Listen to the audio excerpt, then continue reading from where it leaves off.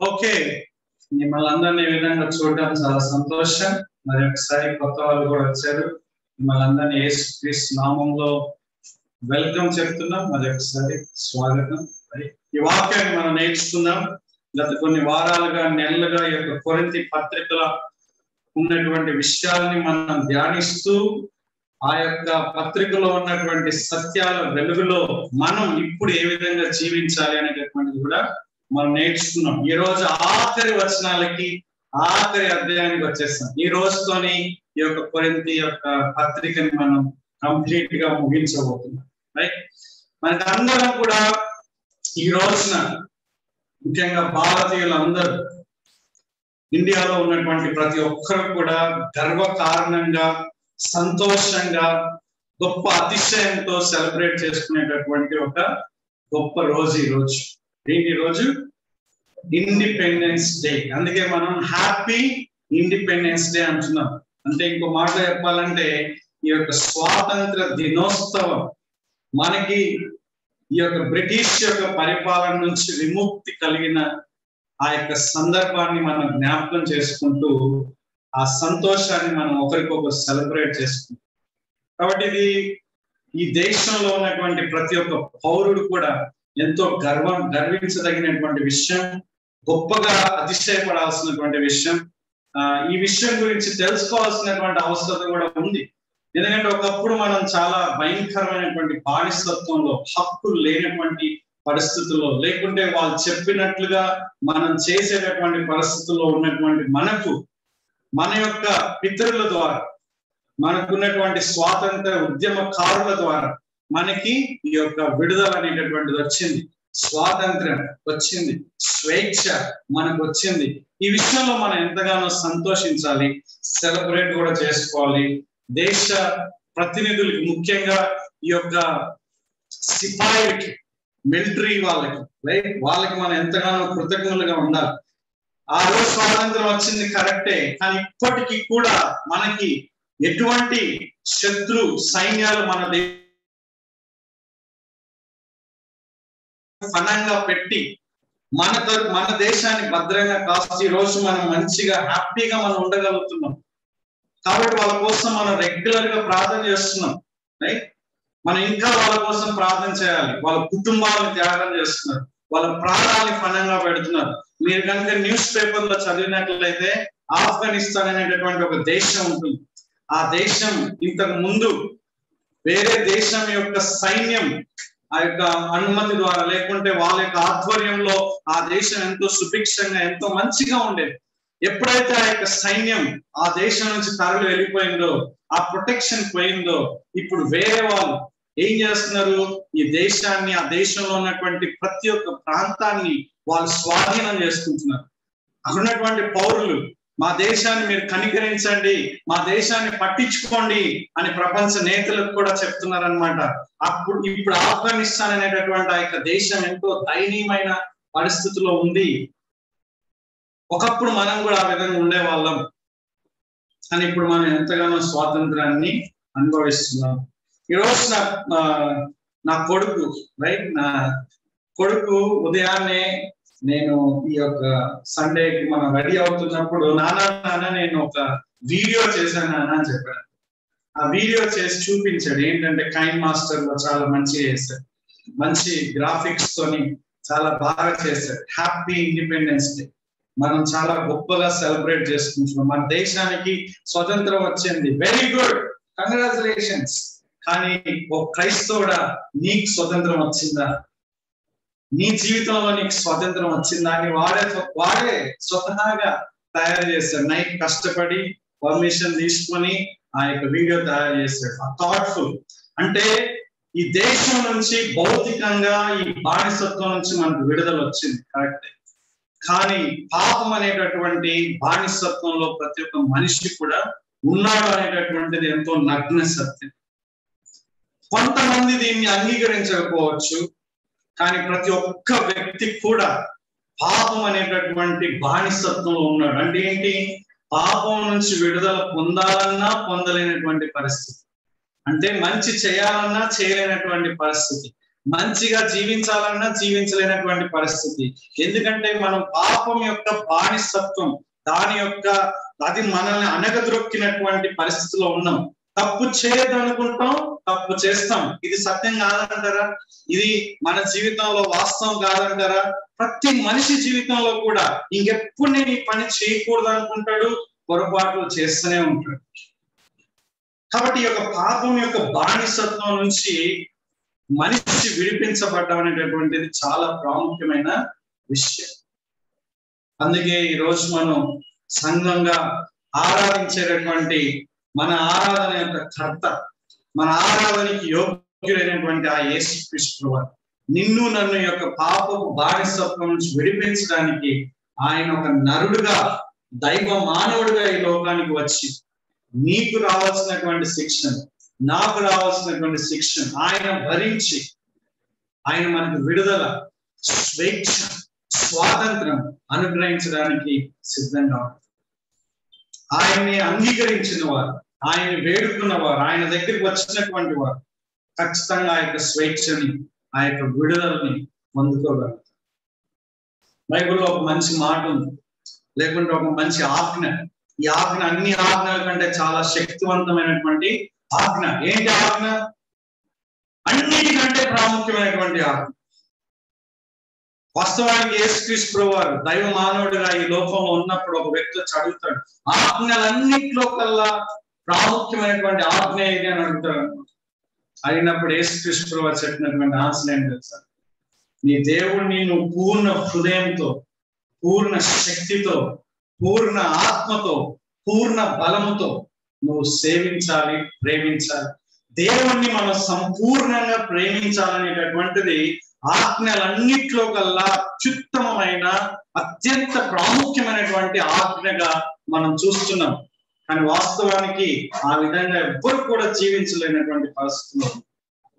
కాబట్టి మనం ఏమైపోయింది, మన తరఫున, మన స్థానంలో, మనకు బదులుగా యేసుక్రీస్తు వారు ఆ యొక్క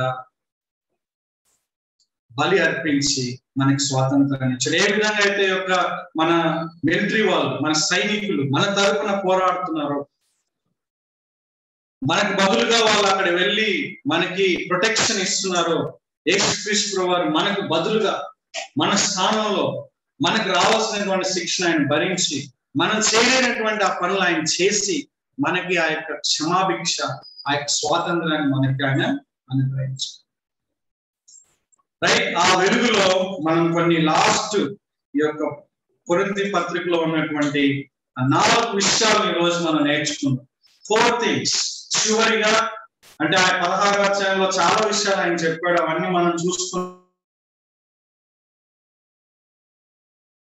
ఈరోజు ఆ విషయాన్ని మనం ధ్యానిస్తాం. 22వ వచనం నుంచి 24 వరకు ఈరోజు మనం ధ్యానిస్తాం. ఎవరైనాను ప్రభువును ప్రేమింపకుంటే వాడు శపింపబడును గాక. ప్రభు వచ్చుచున్నాడు.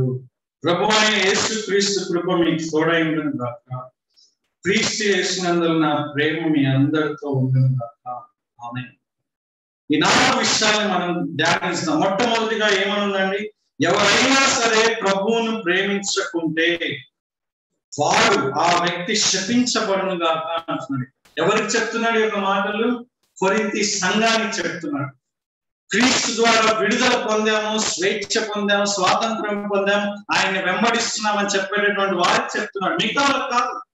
నువ్వు యేసయ్య దగ్గరికి రాకపోతే ఈ యొక్క మాటలు నీకు వర్తించవు. వాస్తవానికి నువ్వు నేను కూడా ఆ పని చేయలేము.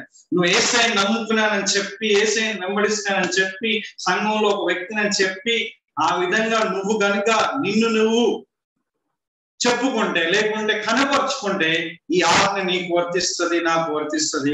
ముఖ్యంగా ఇక్కడ ఆజ్ఞ కంటే ఎక్కువగా ఒక హెచ్చరిక మనం చూస్తున్నాం. ఎవరైనా సరే, కొరింథీ సంఘమా, ఓ కొరింథీయులారా, దేవుని నమ్ముకున్నామని చెప్తున్నారు, పరిశుద్ధాత్మ వరాలు మీలో ఎంతగానో ఉన్నాయి, మీరు బాగా వర్ధిల్లుతున్నారు అనేటువంటి ఫీలింగ్ లో ఉన్నారు. ఒకవేళ మీరు ప్రభువును ప్రేమించకుంటే మీరు శాపగ్రస్తులు అనేటటువంటి మాట చెప్తున్నాడు. అనాథిమా గ్రీక్ భాషలో చాలా శక్తివంతమైనటువంటి మాట. న్యూ టెస్టిమెంట్ లో, నూతన నిబంధనలో యొక్క మాటని 6 సార్లు ఉపయోగించారు. 6 times చాలా పవర్ఫుల్. ఈ శపించబడిన కాక అంటే ఇంకో మాటలో ఏంటంటే కొన్ని తర్జుమాల్లో మనం చూసినట్లయితే ఇక క్రీస్తు నుంచి మనం దూరం అయిపోవడం, లేకుంటే ఇటర్నల్ గా, లేకుంటే ఆ యొక్క నరకంలో ఎప్పటికీ ఉండిపోవడం అనేటటువంటి అర్థాన్ని ఇచ్చే ఆ పదాన్ని ఇక్కడ వాడడం జరుగుతుంది. ప్రభువుని ప్రేమించుకుంటే ఇక్కడ ప్రభు అన్నప్పుడు యేసుక్రీస్తు ప్రభు గురించి మాట్లాడుతున్నాం. ఆయన అందరికీ ప్రభువుని అపోస్తలుల కార్యం 10:26 మాట్లాడుతున్నాం. ఆయన ప్రభు ఉన్నాడు అనేటటువంటి మాట 1 కొరింథీ పత్రిక 8 మాట్లాడుతున్నారు. ఆయన సర్వానికి, సర్వ సృష్టికి ఆయన ప్రభు అయి ఉన్నాడు, ఆయన గొప్పవాడు అనేటటువంటి విషయాన్ని బైబిల్ చాలా గొప్పగా మాట్లాడుతుంది. కాబట్టి ఎవరైనా సరే ప్రభువుని ప్రేమించకపోతే, యేసుక్రీస్తుని ప్రేమించకపోతే, చూడండి ఎంత శక్తివంతమైనటువంటి మాట. కొంతమంది బాగా పండితులు అనుకునే వాళ్ళు, లేకుంటే నాకు జ్ఞానం ఉంది అనుకునేటటువంటి వాళ్ళు, యేసుక్రీస్తు యొక్క దైవత్వం గురించి ప్రశ్నించే వాళ్ళు ఒకసారి ఈ యొక్క మాటను మీరు ఆలోచించాలి.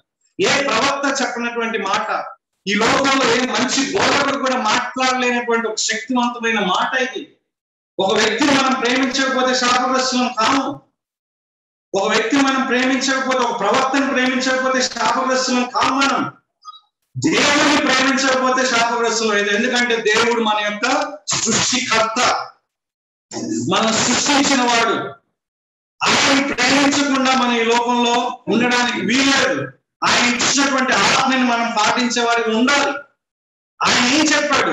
మీ పూర్ణ హృదయంతో, మీ పూర్ణ ఆత్మతో, మీ పూర్ణ శక్తితో, మీ పూర్ణ బలంతో నన్ను ప్రేమించాలని చెప్పాడు. That is the most fundamental primary commandment in the entire Bible. ఈ యొక్క వాక్యంలో మనం నేర్చుకోవాల్సింది, మన జీవితంలో మనం అన్వయించుకోవాల్సినటువంటి ప్రాముఖ్యమైనటువంటి ఆజ్ఞాది.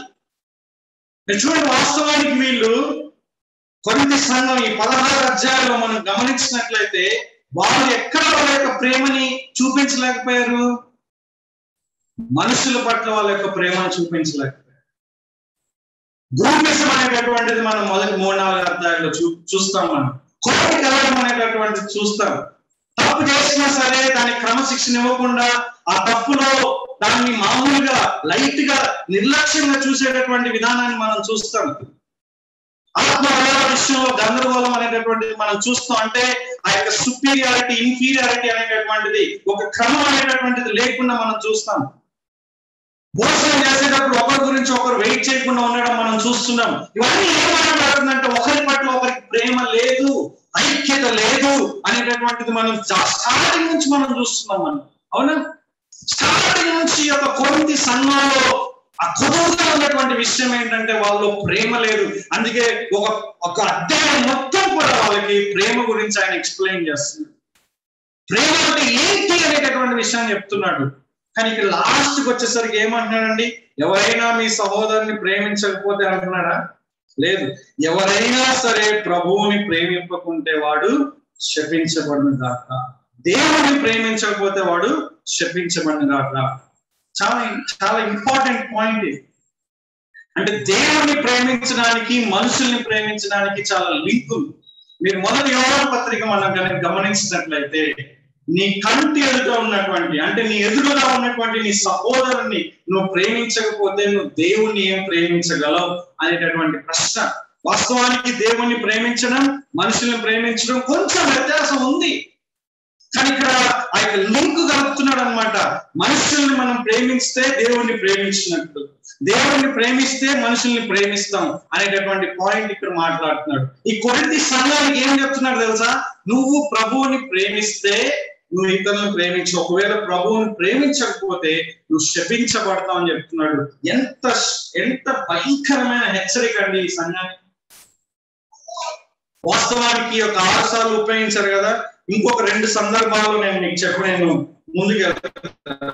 ఇంకో సందర్భం ఏంటంటే, ఈ యొక్క భక్తుడే, ఈ రాసినటువంటి వ్యక్తే రోమా పత్రికలో ఆయన గురించి ఒక మాట మాట్లాడుతున్నాడు. చూడండి, ఈ మాటను అక్కడ ఉపయోగిస్తున్నాడు. 9వ అధ్యాయంలో 3వ వచనం నుంచి, పరిశుద్ధాత్మయందు నా మనస్సాక్షి నాతో కూడా సాక్ష్యం ఇచ్చుచున్నది, సాధ్యమైన ఎడల దేహ సంబంధులైన నా సహోదరుల కొరకు నేను క్రీస్తు నుండి వేరై శాపగ్రస్తుడనై అనాత్మ ఉండగోరుదును. ఇక్కడ కూడా శాపగ్రస్తుడు అవ్వాలని కోరుకుంటున్నాడు. దేనికోసం కోరుకుంటున్నాడు? ఒక ఉన్నతమైన ఉద్దేశం కోసం ఆయన కోరుకుంటున్నాడు. నా సహోదరుల కోసం, నా జాతి వాళ్ళ కోసం, నా దేశం కోసం, నా ప్రజలు రక్షింపబడాలి. నన్ను తిడుతున్నారు వాళ్ళు, నన్ను మిస్అండర్స్టాండ్ చేసుకుంటున్నారు, నన్ను కొడుతున్నారు వాళ్ళు, నా మీద పిచ్చి పిచ్చిగా మాట్లాడుతున్నారు, వేరే ఒక మందం లేపి నా మీద వ్యతిరేకంగా చేస్తున్నారు. ఒకటి తక్కువ 39 దెబ్బలు, ఒకటి తక్కువ 40 దెబ్బలు, 3 సార్లు నన్ను కొట్టారు వాళ్ళు నన్ను. కానీ వాళ్ళ కోసం నా యొక్క ప్రాణం తప్పిస్తుంది, వాళ్ళ కోసం నా యొక్క కోరిక, నా హృదయం వాంఛ కలిగి ఉంది. ఈ విషయం కోసం ఏమంటున్నాడు? దేవుడు సాక్షి, నా మనస్సాక్షి సాక్షి, నేను అబద్ధం మాట్లాడలేదు, నేను నిజం చెప్తున్నాను అని ఎంత స్ట్రాంగ్ అయిన మాటలు చెప్తున్నావు తెలుసా? ఈ మాటలు చెప్పే ముందు ఆయన చెప్పినటువంటి మాటలు నేను అబద్ధం మాట్లాడటం లేదు, నేను నిజంగా మాట్లాడుతున్నాను, దేవుడు నాకు సాక్షి, నా మనస్సాక్షి సాక్షి అని చెప్తున్నాడు అనమాట. ఏమన్నాడు తెలుసా? వాళ్ళ కోసం క్రీస్తు నుంచి నేను వేరైపోయి శాపగ్రస్తుని అయిపోవడానికి కూడా నేను రెడీ ఉన్నా అంటున్నాడు. అంటే అర్థం ఏంటి? ఇక్కడ శాపగ్రస్తుడు అంటే అర్థం ఏంటి? క్రీస్తు నుంచి దూరం అయిపోయి, కానీ ఆయన తను తాను కోరుకుంటున్నాడు. ఇక్కడ పౌలు యొక్క ప్రేమను మనం చూస్తున్నాం. But that's not the main point. Okay, ఇంకొక విషయం, గలతీ పత్రిక కూడా మనం చూస్తున్నప్పుడు ఇక్కడ సువార్త విషయంలో కూడా మాట్లాడుతున్నాడు. చూడండి, అక్కడ కూడా శాపం గురించి మాట్లాడుతున్నాడు. ఎవరైతే సువార్త విషయంలో సరిగ్గా ఉండరో వాళ్ళ గురించి మాట్లాడుతున్నారు గలతీ సంఘంలో. నేను కాకుండా ఒకవేళ వేరొక వ్యక్తి వచ్చి నీకు సువార్త ప్రకటిస్తే, వేరొక సువార్తను ప్రకటిస్తే ఏం జరుగుతుంది అనేటటువంటి విషయాన్ని ఇక్కడ మాట్లాడుతున్నాడు. చూడండి 7వ వచనంలో, మరి ఒక సువార్త కాదు కానీ క్రీస్తు సువార్తను చెరుపుకొని మిమ్మల్ని కలవరపరిచే వారు కొందరు ఉన్నారు. మేము మీకు ప్రకటించిన సువార్త కాక మరి ఒక సువార్తను మేమైనను పరలోకం వచ్చిన ఒక దూత అయినను మీకు ప్రకటించిన యెడల అతడు, ఆ వ్యక్తి, ఆ దూత శాపగ్రస్తుడు అవును కాక, ఇటర్నల్లీ కండెమ్, నిత్యత్వంలో నాశనం అయిపోను కాక అంటున్నాడు. అంటే చాలా స్ట్రాంగ్ వర్డ్స్ అన్నమాట ఇవి. ఇక్కడ కూడా శాపగ్రస్తుడు అంటే అనాథిమ, రైట్? కొరింథీ సంఘంలో ఏమంటున్నాడు? మీరు ప్రభువుని ప్రేమించకపోతే మీరు శాపగ్రస్తులు, యేసయ్యని ప్రేమించకపోతే మనం శాపగ్రస్తులు. 2 విషయాలు చూడొచ్చు అక్కడ మనం. ఒకటేంటి? యేసయ్యని ప్రేమించడం అంటే దేవుని ప్రేమించడం, దేవుని యొక్క దైవత్వాన్ని అక్కడ మనం చూస్తున్నాం. మరి ఒకసారి ప్రతి ఒక్క వాక్యంలో కూడా క్రీస్తు యొక్క దైవత్వం అనేటటువంటిది మనం చాలా జాగ్రత్తగా గమనించినప్పుడు కనుక్కోవాలి, రైట్? కానీ అదే సమయంలో ఇక్కడ ఏం చెప్తున్నారంటే ఆజ్ఞ ఏంటంటే నెగిటివ్ గా మాట్లాడుతుంది. ఏంటండి? ప్రేమించకపోతే నువ్వు శాపగ్రస్తుడు, ప్రేమిస్తే నువ్వు ఆశీర్వాదానికి గురైనటువంటిది. నీ జీవితంలో ఆశీర్వాదాలు రావాలని ఎంతో కోరుకుంటాం కదా, ఆశీర్వాదం కోసం మనం ఎన్నో తాపత్రయపడతా ఉంటాం కదా, ఆశీర్వాదం అని ప్రార్థన చేస్తుంటాం, దానికోసం మనం ఎక్కడెక్కడికో వెళ్తుంటాం కదా. సింపుల్ ఏం తెలుసా అండి? నీ జీవితంలో ఆశీర్వాదం రావాలంటే, గొప్ప దీవెన రావాలంటే నువ్వు ప్రభువుని ప్రేమించే వ్యక్తిగా. వాస్తవానికి మానవుడిగా నువ్వు నేను ప్రేమించలేను, అని క్రీస్తు యొక్క శక్తిని బట్టి విమోచింపబడిన వ్యక్తులుగా, క్రీస్తు రక్తంలో కడుగబడిన వ్యక్తులుగా, ఆయన కృపలో మనం ఆ యొక్క పాలు పొందిన వ్యక్తులుగా మనం ఆయన ప్రేమించేటటువంటి కృప మనకి ఆయన అనుగ్రహిస్తాడు. ఆయన ప్రేమించినప్పుడు ఆయన పిల్లల్ని మనం ప్రేమించాలి. ఆల్వేస్ నీట్ అన్నమాట. దేవుని ప్రేమిస్తే దేవుని ప్రజల్ని మనం ప్రేమించాలి. చూడండి 1 యోహాను పత్రికలో కూడా ఆ డిఫరెన్స్ మనం చెప్తాడు. దేవుని సంబంధులు ఎవరు, సాధారణ సంబంధులు ఎవరు కనుక్కోవడానికి ఒక టెస్ట్ అన్నమాట. ఏంటి దేవుని సంబంధులు ఎవరు కనుక్కుంటారు? 3వ అధ్యాయంలో ఈ మాటలు ఉంటాయి. ఏంటంటే నీతిని ప్రేమించు ప్రతివాడు, తన సహోదరుని ప్రేమించు ప్రతివాడు దేవుని యొక్క సంబంధి. ఎంత సింపుల్ గా మాట్లాడుతున్నారు, వెరీ క్లియర్. యోహాను భక్తుడు, ఇక్కడ పౌలు భక్తుడు మాట్లాడుతున్నారు. వీళ్ళిద్దరు కూడా పరిశుద్ధాత్మ ప్రేరణతో, ఈ రచయితలందరూ కూడా పరిశుద్ధాత్మ ప్రేరణతో ఉన్నారనడానికి ఒక మనకి గొప్ప నిదర్శనం. సహోదరుని ప్రేమించడం అనేటటువంటి చాలా ప్రాముఖ్యం. దేవుని ప్రేమిస్తే మనం సహోదరుని ప్రేమిస్తే, ఇక్కడ కొరింథీ సంఘం ఆయన అల్టిమేట్ గా ఏమంటారంటే నువ్వు దేవుని ప్రేమించాలి. దేవుని ప్రేమిస్తే నువ్వు సహోదరుని తోటి విశ్వాసుని నువ్వు ప్రేమించగలవని చెప్తున్నావు. ఒకవేళ ప్రేమించకపోతే ఎవరిని?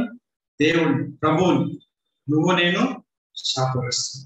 చాలా వార్నింగ్, గొప్ప హెచ్చరిక ఇచ్చారు. అటువంటి హెచ్చరిక మనం చాలా జాగ్రత్తగా తీసుకోవాలి. నెక్స్ట్ రెండో విషయం, ప్రభువు వచ్చుచున్నాడు. కింద ఆ ఫుట్ నోట్ లో ఆగమ భాషలో అనేటటువంటి, ఇది గ్రీక్ లో రాయబడలేదు. ఇంతకు ముందు రాసినటువంటి పదం అనాతిమ అనేటటువంటిది గ్రీక్, ఇది వేరే భాష అరమై. ఏమనుందండి? మారనాథ, మరణాథ, మారనాథ, రైట్? అంటే అక్కడ ఏమేమి ఉన్నాయి? ప్రభు వచ్చుచున్నాడు, లేకుంటే ప్రభు వచ్చి ఉన్నాడు, లేదంటే ప్రభువా రమ్ము. అంటే ఇంకో మాట చెప్పాలంటే ప్రభు వచ్చుచున్నాడు, is coming, and lord please come, ప్రభువా రమ్ము అనేటటువంటి రెండు అర్థాల కలయికతో వచ్చినటువంటి పదం అన్నమాట మారనాథ. మారనాథ విశ్వాస సమాజం అని మనకి హైదరాబాద్ లో కూడా కనిపిస్తుంది. దీన్ని ఒక సంఘం యొక్క పేరుగా కూడా పెట్టుకున్నారు. మారనాథ అనేటటువంటి చాలా ప్రాముఖ్యమైనటువంటి గ్రీటింగ్ అన్నమాట. యూదులు ఒకప్పుడు ఏ విధంగా వాళ్ళని ఒకరినొకరు గ్రీటింగ్స్ చేసుకునే వాళ్ళని, కలిసినప్పుడు మనం ఏమంటాం? నమస్తే అంటారు, రైట్? జనరల్ గా ఒక రిలీజియస్ పరంగా ఏమంటాం? వందనాలు అంటాం, రైట్? ప్రైజ్ ద లార్డ్ అని కలుసుకుంటాం. యూదులు కూడా ఒకప్పుడు ఏ విధంగా కలుసుకున్నప్పుడు ఏం మాట్లాడుకునే వాళ్ళు, లేకుంటే వెళ్ళిపోయేటప్పుడు షాలోమ్ అనేటటువంటి మాటను వాళ్ళు గ్రీటింగ్ గా చెప్తున్నారు. ఆ తర్వాత ఎప్పుడైతే యూదుల్లో నుంచి అన్యుల్లో నుంచి యేసుక్రీస్తు నమ్ముకొని సంఘంగా ఏర్పడ్డారో, ఆ తర్వాత నుంచి వాళ్ళు చాలా భయంకరమైనటువంటి శ్రమలు గుండా వాళ్ళు వెళ్ళారు. మనం ఊహకు అందనటువంటి శ్రమలు అవి. మొదటి శతాబ్దంలో మీరు ఆ యొక్క బుక్స్, దాని గురించినటువంటి కొన్ని విషయాలు మనం కొన్ని పుస్తకాల్లో చదవచ్చు. చరిత్రకారులు రాసినటువంటి పుస్తకాలు మనం చదవచ్చు. ఎంత భయంకరమైనటువంటి శిక్షని వాళ్ళు అనుభవించారు, ఎన్ని భయంకరమైన ప్రతికూలమైన పరిస్థితులు గుండా వాళ్ళు వెళ్ళారు. దాదాపు మీరు పత్రికల్లో చూసినప్పుడు అటువంటి విషయాలే మనం కనుక్కుంటాం. హెబ్రీ సంఘం, ఫిలిప్పీ సంఘం, మిగతా తెస్సలోనిక సంఘం, అన్ని సంఘాలు కూడా ప్రతికూలమైన పరిస్థితులు వెళ్ళడం మనం చూస్తాం. కాబట్టి వాళ్ళు ఈ యొక్క శ్రమ బదులుగా మారనాథ అనేటటువంటి గ్రీటింగ్ వాళ్ళు పెట్టుకున్నారు. అంటే ప్రతి పరిస్థితిలో కూడా మారనాథ అనేటటువంటిది వాళ్ళకు హోప్ సంబంధించింది. ఎందుకంటే ఇప్పుడు నాకు ఈ పరిస్థితి ఉంది, మారనాథ, ఎందుకంటే ప్రభు వస్తున్నాడు, ప్రభువా రానాయన అనేటటువంటి అర్థం అన్నమాట. ఈ పరిస్థితి ఇట్లుంది, ఈ పరిస్థితికి నాకు ఎప్పుడు నాకు విడుదల వస్తుంది అనేటటువంటి ఆలోచనలో ఉన్నప్పుడు ప్రభువా రానాయన, ప్లీజ్ కమ్ లార్డ్. మీరు చూడండి, లాస్ట్ లో కూడా 22వ అధ్యాయం ప్రకటన గ్రంథం చివరిగా కూడా మనం చూసుకున్నప్పుడు 20వ వచనంలో ప్రభు అయిన యేసు రమ్ము అంటున్నాడు. ప్రకటన గ్రంథంలో కూడా ఆయన చివరిగా ఆయన కూడా భయంకరమైనటువంటి పరిస్థితుల్లో ఉన్నాడు. పద్మాస్ ద్వీపంలో పరవాసిగా ఉన్నాడు. ఆయన యేసుక్రీస్తు నమ్ముకున్నందుకు ఎంతో భయంకరమైనటువంటి శిక్షణ ఆయన పొందుకుంటున్నాడు. ఆ చుట్టుపక్కల ఉన్న సంఘాలు చాలా భయంకరమైనటువంటి శిక్షణ వాళ్ళు పొందుకుంటున్నారు. అక్కడ ఆయన దేవుడు యేసుక్రీస్తు ప్రభువారు ఆయన ప్రత్యక్షమై ఆయనకు ఒక దర్శనం చూపించి వాళ్ళు ఏం చేయాలనేటటువంటి విషయాన్ని చెప్పారు. అన్ని అయిపోయిన తర్వాత ఆయన చెప్పినటువంటి మాట, ప్రభు అయిన యేసు ప్లీజ్ లార్డ్. ప్రతి ఒక్క విశ్వాసి యొక్క వాంఛ, ప్రతి విశ్వాసి యొక్క కోరిక ఏమైనా తెలుసా అండి? యేసయ్య త్వరగా ఉందా ఈ యొక్క వాంఛ మనకి? నేను ఇక్కడ ఉంటా అనిపిస్తుందా, లేకుంటే యేసయ్య నువ్వు త్వరగా రా అనేటటువంటిది అనిపిస్తుంది? ఎప్పుడో వస్తా అనేటటువంటిది ఉందా, లేకుంటే కోరుకుంటున్నాము? ఈయన కోరుకుంటున్నాడు, కోరుకుంటున్నాడు, ఇక్కడ యోహాను కోరుకుంటున్నాడు, ఇక్కడ యేసయ్య త్వరగా రా. నేను యేసయ్య త్వరగా వస్తాడన్నాడు. నువ్వు నేనేం చెప్పాలి? త్వరగా రా ప్రభు అని చెప్పాలి. మన కోరిక అయి ఉండాలి. ఆయన వచ్చినప్పుడే మన కన్నీరు తుడవబడుతుంది. ఆయన వచ్చినప్పుడే మన యొక్క బాధలు తుడవబడుతుంది. ఆయన వచ్చినప్పుడే మనకి సంపూర్ణంగా ఈ దేహానికి విమోచన అనేటటువంటిది వస్తుంది. కాబట్టి మన వాంఛ, మనల్ని ప్రేమించి మన కోసం తన ప్రాణాన్ని ఫలంగా పెట్టినటువంటి ఆయన కోసం మనం లాంగింగ్ ఉండాలి. ఆయన కోసం ఆకాంక్ష కలిగి ఉండి ఆయన మనం ఎల్లప్పుడూ ఆయన్ని వేచి చూస్తూ ఆయన రానేటటువంటి విధంగా మనం ఎదురు చూడాలి. దేవుడు ఎప్పుడు వస్తాడు అనేటటువంటిది ఆయన సంకల్పం. కానీ నీకు నాకు ఉండాల్సినటువంటి కోరిక యేసయ్య త్వరగా రానాయన. కష్టాలు ఉన్నాయి, బాధలు ఉన్నాయి, ఇబ్బందులు ఉన్నాయి, నేను చూడాలనిపిస్తుంది. I want to see you lord, నీ దగ్గరే ఉండాలి అనేటటువంటి ఆశ నాకు లేనప్పుడల్లా దేవుని నేను అడుగుతా, ప్రభా ఎంత దుర్మార్గమైన హృదయం నాకు ఉంది నాయన, నీ కొరకు ఆశ లేదు ప్రభా, నాకు నీ కొరకు నీ కొరకు నా కోరిక లేదు, దయచేసి ఆ కోరిక నాలో పుట్టించని నేను దేవునికి అడిగిన సందర్భాలు చాలా ఉన్నాయి. ఈ భక్తులు చూసినప్పుడు దేవుని గురించి, దేవుని పట్ల ఎంత ప్రేమ వీళ్ళకి, రైట్. ముఖ్యంగా కొరింథీ సంఘంలో మారనాథ అన్నప్పుడు అక్కడున్నటువంటి పరిస్థితుల్లో దేవుణ్ణి వెల్కమ్ చెప్తున్నారు, దేవుని కోసం ఎదురు చూస్తున్నారు వాళ్ళు. రండి యేసయ్య త్వరగా రా, యేసయ్య వస్తున్నాడు అంటే ఒక రకంగా వీళ్ళు మారనాథ అన్నప్పుడు వాళ్ళ పరిస్థితులు యేసయ్య వస్తున్నాడు, ఏమన్నా దిగులు పడకండి, మీరేం తొందర పడకండి, మీరేం ఎక్కువ బాధపడకండి, దేవుడు వస్తున్నాడు, దేవుడు మీ కన్నీటిని తుడుస్తాడు. అలా వ్యక్తిగతంగా ప్రభువా రానాయన అని చెప్పినట్టు. సో రెండు అర్థాలు మిళితంగా ఈ యొక్క పదం ఉందన్నమాట. మారనాథ చెప్పాలంటే ఈ యొక్క పదం ఇక్కడే ఉందన్నమాట. ఒకే ఒక ఇక్కడ వాడబడింది. మరి ప్రకటనలో ఏం వాడారో మనకి తెలియదు అన్నమాట. రైట్.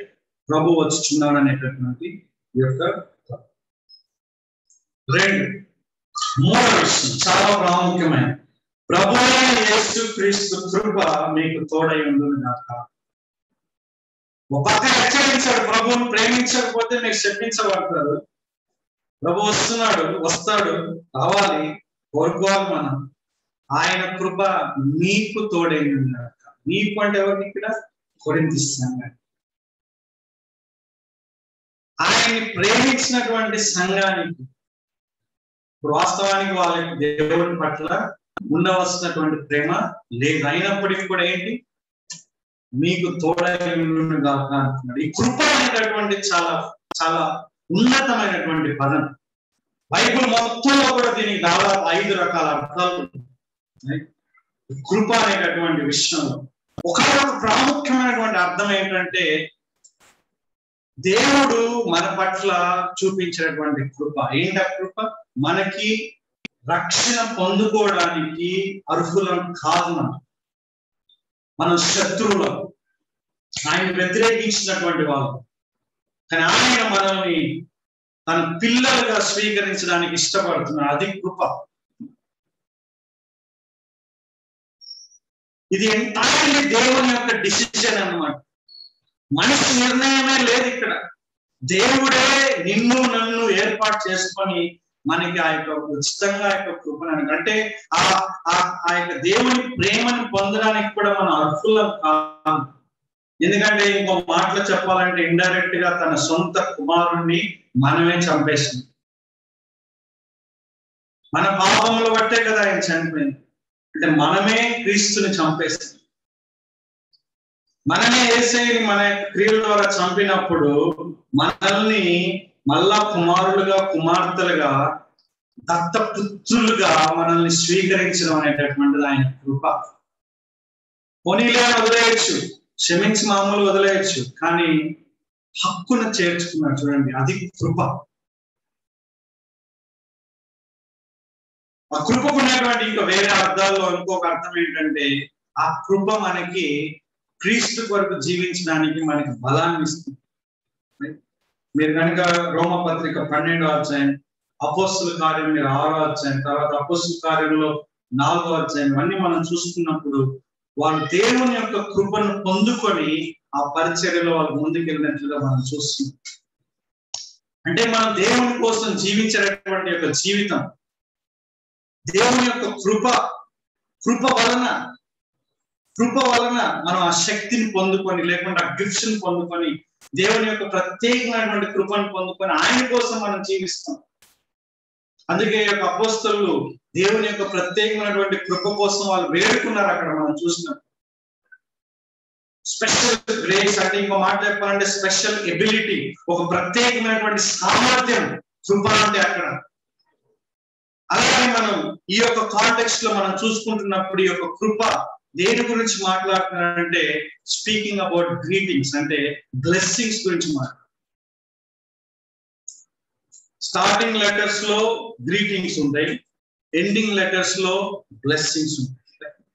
ఆశీర్వాదానికి సంబంధించినటువంటి ఒక ప్రత్యేకమైనటువంటి విషయం. మీరు చూడండి, సంఖ్యాకాండం 6వ అధ్యాయంలో కూడా పాత నిబంధనలో ఆ యొక్క యాజకులు ఉన్నటువంటి వాళ్ళకి ఈ విధంగా దీవించారు, ఈ విధంగా దీవించాలని ఆయన చెప్పాడు. 22 నుంచి మనం గమనించినట్లయితే, యెహోవా మోషేకి ఇలా సెలవిచ్చు, నీవు అహరోనుతోను అతని కుమారులతోను ఇలాగను, మీరు ఇశ్రాయేలీయులను ఇలాగ దీవింపవలను. అంటే దీవెన వచనం అన్నారు. యెహోవా నిన్ను ఆశీర్వదించి నిన్ను కాపాడును గాక. ఈ విధంగా వాళ్ళు దీవించారు. యెహోవా నీకు తన సన్నిధిని ప్రకాశింపచేసి నిన్ను కరుణించును గాక అని దీవించారు. అంటే కృప చూపును గాక, కరుణించును గాక, కృప చూపును గాక. యెహోవా నీ మీద తన సన్నిధి కాంతి ఉదయింపచేసి నీకు సమాధానం కలుగ చేయను గాక. అట్లు వారు ఇశ్రాయేలు మీద నా నామమును ఉచ్చరించడం వలన నేను వారిని ఆశీర్వదించను. సో దేవుడు వారిని ఆశీర్వదించడానికి ఈ విధంగా మీరు దీవించాలి, నా నామంలో మీరు దీవించాలి అనేటటువంటి విషయాన్ని వాళ్ళకి అక్కడ నేర్పిస్తారు.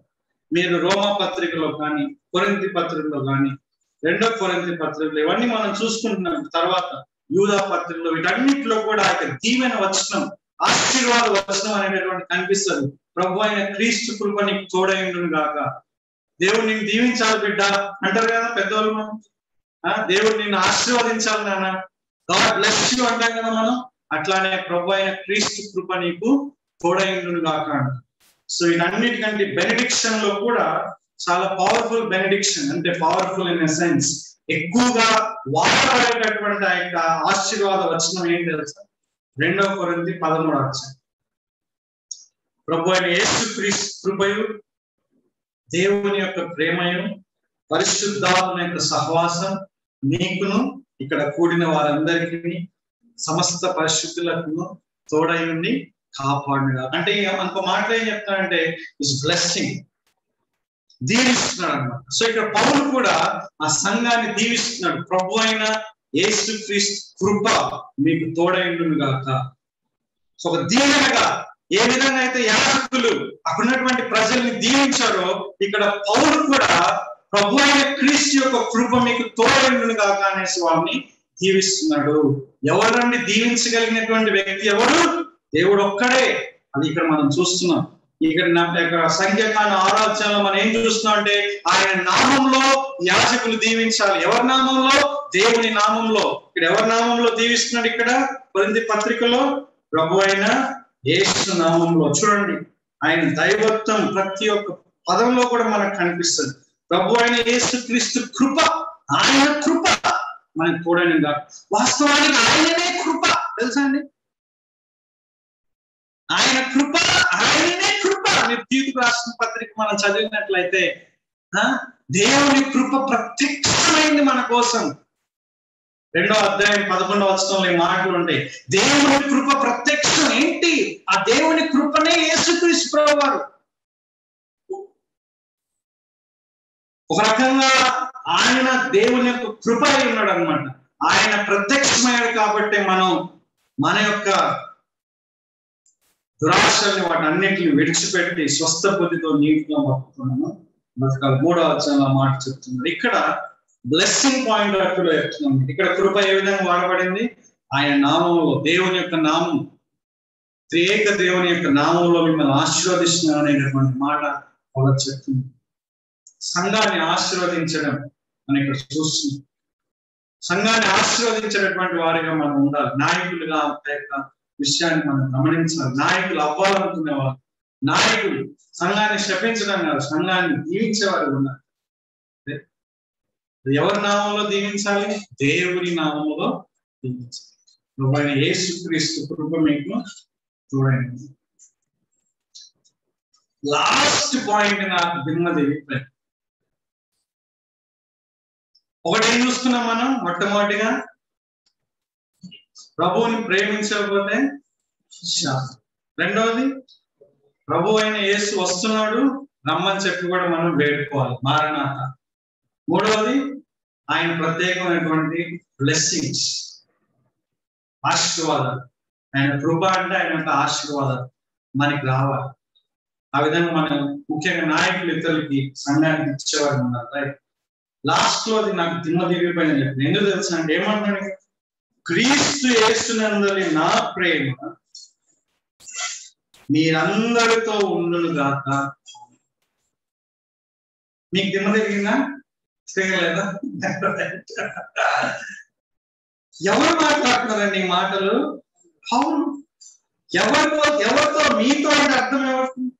మీ అందరితో అంటే ఎవరితో? కొరింథీ సంఘంతో. ఎవరి కొరింథీ సంఘం? ఆయన తన కష్టపడి తను కష్టపడి సంపాదించుకొని తను పోషించుకుంటూ సువార్త ప్రకటించి వాళ్ళకి సువార్తను అర్థం చేపించి దేవుని వైపు అంటే రమ్మని బతిలాడి వాళ్ళందరూ కూడా క్రీస్తు దగ్గర రావడానికి 1.5 సంవత్సరం కష్టపడి వాళ్ళ మధ్యలో ఉండి సేవ చేసి ఆ తర్వాత లెటర్లు రాసి వాళ్ళ గురించి పదే ఆలోచించేటటువంటి వ్యక్తి వాళ్ళకి చెప్తున్నాడు. ఎందుకు ఆశ్చర్యం, ఎందుకు దిమ్మదిరిపోయింది తెలుసా అండి? ఈ కొరింథీ సంఘం పౌల్ని చీపురు పుల్లలా తీసేసినాడు. పట్టించుకుంటలేరు. ఆ సంఘాన్ని ప్రారంభించిన నాయకుడిని వేరే వాళ్ళు వచ్చి అబద్ధ బోధలు చెప్తే వాళ్ళ మాటలు విని చెప్పుడు మాటలు వెళ్ళి ఈయన యొక్క అపోస్తలత్వం పైనే ఆయన ఏమంటారు ఒక అపనమ్మకాన్ని లేకుంటే వాళ్ళు ఆయన యొక్క నమ్మకత్వాన్ని ప్రశ్నించేవారిగా శంకించేవారిగా తయారైపోయారు వాళ్ళు. అంతేకాదు మాట్లాడుతున్నారు, నేను అపోస్తులుడా, అపోస్తులు అయితే ఇవన్నీ ఎందుకు ఉంటాయి?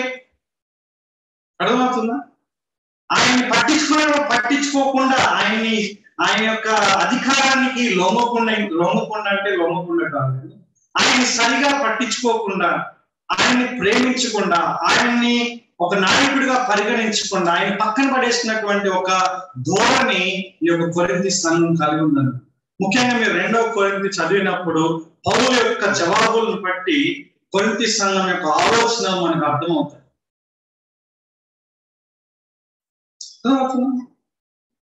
కొరింథీ సంఘం అనేటటువంటిది పౌలుని మెజారిటీ ఆఫ్ పీపుల్ సరిగ్గా పట్టించుకోవటం, ప్రేమించడం, ఆయన శంకిస్తున్నారు. ఆయన చూడడానికి బాగానే ఉంటాడు, రాయడానికి బాగానే రాస్తాడు, ఆయన చూస్తే మామూలుగా ఉంటాడు, ఆయన మాటలు ఏమంత పెద్ద పవర్ఫుల్ కాదు. అపోలో చూడు అంటే ఆ మాటలు అనలేదు, కానీ మిగతా వాళ్ళని వాళ్ళు చూసుకొని ఒక గ్రీక్ కల్చర్ లో వాళ్ళు ఉన్నారు కాబట్టి వాళ్ళ దృష్టిలో బాగా వాక్చాతుర్యం గల వారిని ప్రశంసిస్తూ ప్రేమించేటటువంటి నాయకుడి పైన చిన్న చూపు చూసేటటువంటి సంఘంగా ఉంది ఇక్కడ. గలిబిలి, గందరగోళం, ఒక ఈవిల్ చర్చ్ అని కూడా అంటారు ఒక వ్యక్తి, పండితుడు. కొరింథీ సంఘాన్ని ఒక ఈవిల్ చర్చ్ అంటారు. అట్లా ఆయన ఎంత స్ట్రాంగ్ మాట అది.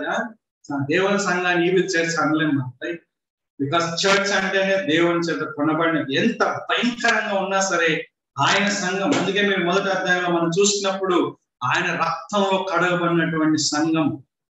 ఓకే, ఇక్కడ మెయిన్ విషయం ఏంటంటే నా ప్రేమ మీ అందరితో ఉంది. He is loving the most unlovable people in his life. ప్రేమించడానికి అర్హులుగా లేనటువంటి సంఘాన్ని ఈయన ప్రేమించగలరు. ఎంత గొప్ప విషయం!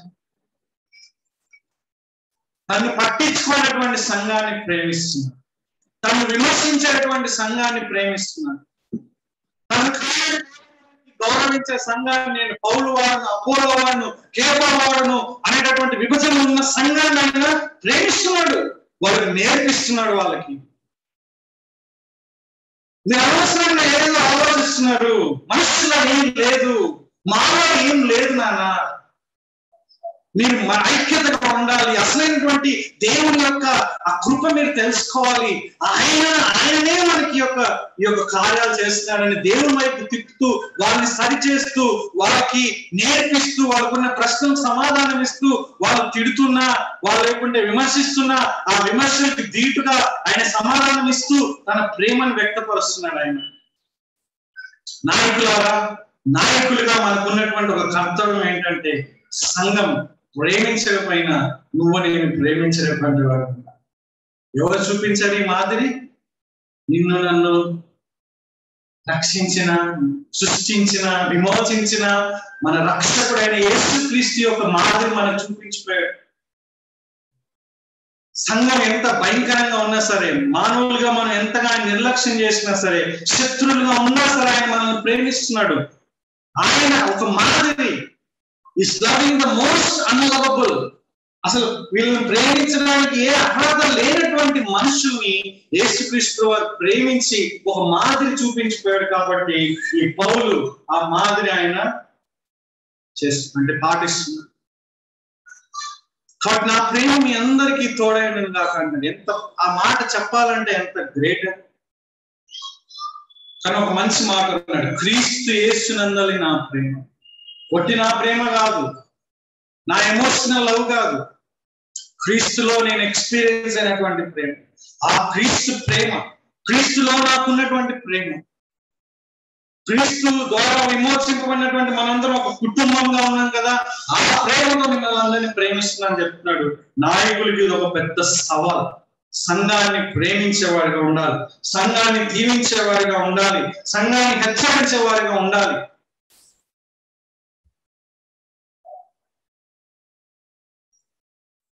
విషయాలు చివరిగా పౌలు మాట్లాడుతున్నారు. సంఘం కూడా నేర్చుకోవాలి. ఏం నేర్చుకోవాలి? దేవుడిని ప్రేమించాలని నేర్చుకోవాలి. దేవుని యొక్క దీవెనలు మనకు ఉన్నాయనేటటువంటి విషయాన్ని నేర్చుకోవాలి.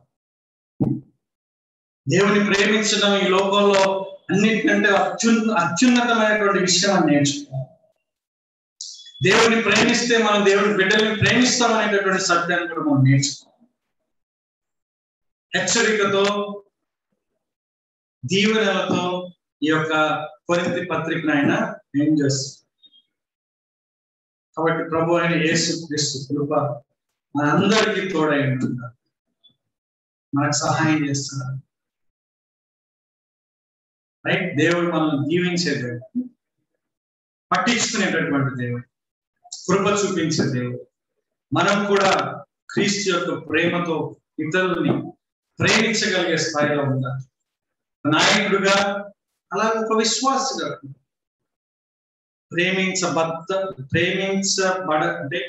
ప్రేమించడానికి నోచుకోని వాళ్ళని కూడా మనం